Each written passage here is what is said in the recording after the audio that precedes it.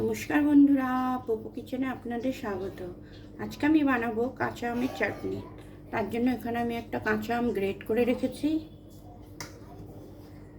আর এখানে নিয়েছি সর্ষের তেল, এক বাটি চিনি, আর এখানে নিয়েছি কালো সর্ষে, একটা শুকনো লঙ্কা, আর এখানে নিয়েছি আমি ভাজা মশলা, ধনে, জিরে আর মৌরি আমি হাফ চামচ করে নিয়ে শুকনো খোলায় ভেজে গুঁড়ো করে রেখেছি।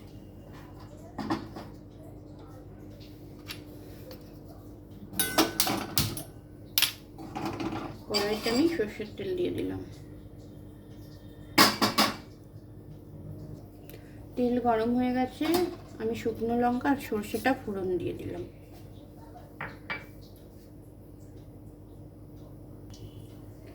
এবার আমি আমটা এতে দিয়ে দিচ্ছি। আমটা দিয়ে আমি একটু নাড়াচাড়া করে নেব। এবার আমি এতে দিয়ে দিচ্ছি সামান্য একটু লবণ।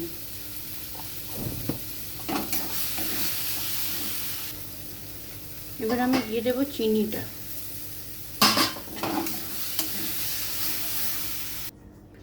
চিনিটা আমের সাথে খুব ভালোভাবে মিশে গেছে। এবার আমি উপর থেকে দিয়ে দেবো ভাজা মশলাটা।